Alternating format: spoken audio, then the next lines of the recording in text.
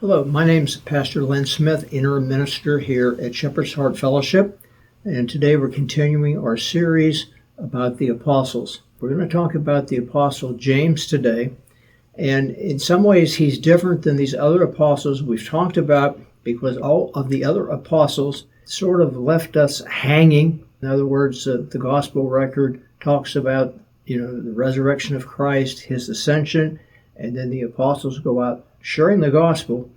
But James is the only apostle that we do find in God's word how he met his demise.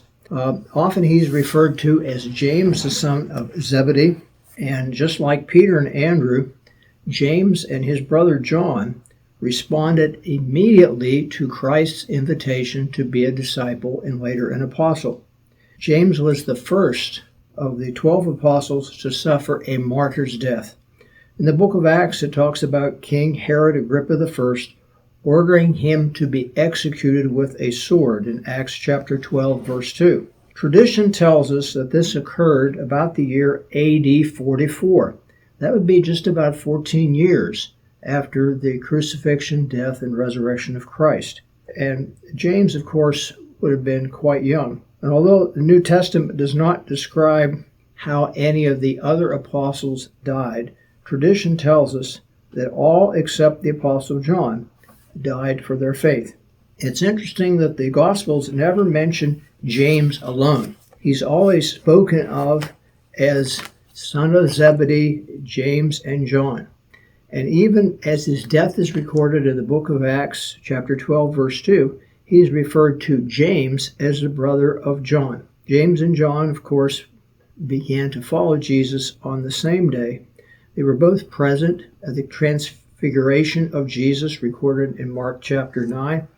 And Jesus even gave him and his brother a nickname. They were called Sons of Thunder in Mark 13:7. And of course, the persecution that took the Apostle James' life inspired new fervor among the Christians. And undoubtedly, King Herod Agrippa hoped to quash the Christian movement by executing such leaders like James. Strangely, the Gospel of John does not mention James.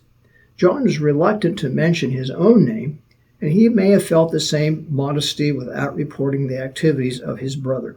Once John refers to himself and James as the sons of Zebedee in John chapter 21, verse 2. Otherwise, he is silent about the work of James. We continue to encourage you to tune in for other weeks as we tell the story of the apostles. We also want to invite you to attend any of our life application classes at 9 a.m. on Sunday mornings, morning worship at 10 a.m., or you're welcome to join us for evening Bible study at 5 p.m. and prayer meeting at 6 o'clock. Thank you for listening, and stay tuned for another episode of the 12 Apostles.